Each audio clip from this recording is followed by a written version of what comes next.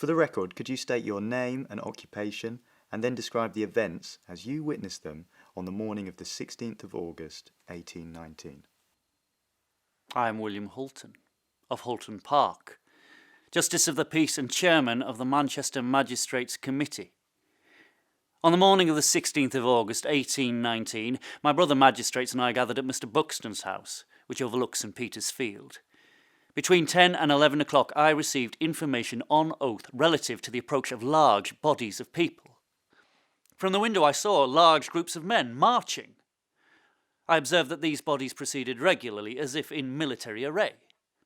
When each group reached the field, the persons in command went up to the hustings to deposit their flags. Many of these flags bore slogans which I deemed to be highly seditious, one of which, in particular, had "Liberty or Death" written upon a black background. By 1 o'clock, there were some 50,000 persons assembled. Was the meeting a cause for concern? This meeting undoubtedly inspired terror in the minds of the respectable inhabitants of Manchester.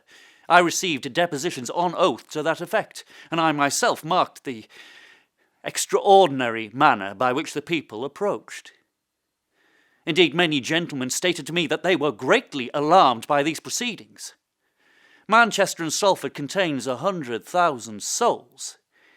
In addition, the town of Manchester is made up of many shops and warehouses, private properties comprising stock of a considerable value. Given these circumstances, it was my opinion that the town was in great danger. And how did you respond to this danger?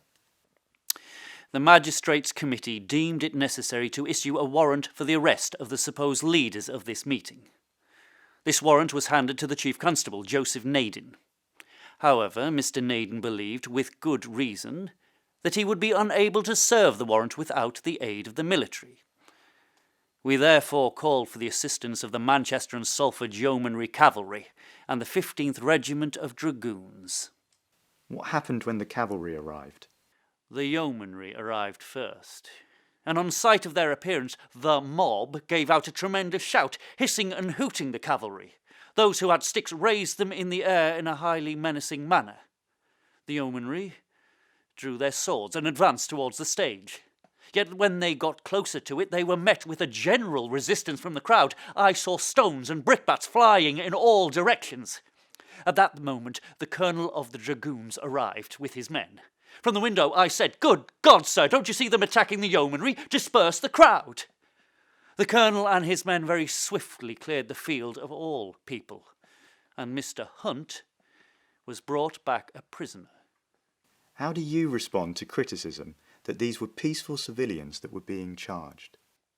Ever since the revolution in France, the labouring classes of this neighbourhood have been converted into an infuriated mob, misled and inflamed by the words of objectionable men, such as Henry Hunt. For weeks before the meeting at St. Peter's Field, I received report after report of men training in arms upon the moors. Nothing but a conviction of the imminent dangers posed could have induced me to give such orders to the military. I am fully convinced if I had neglected to act, I should have witnessed the destruction of the great manufacturing establishment which I was bound by my duty to guard. The radical reformers are now making a terrible fuss about the so-called Peterloo Massacre and are calling loudly for a parliamentary inquiry. Yet my conduct, that of my fellow magistrates and that of the military, has been fully vindicated. I have received a letter of thanks from both the Prince Regent and the Home Secretary, Lord Sidmouth.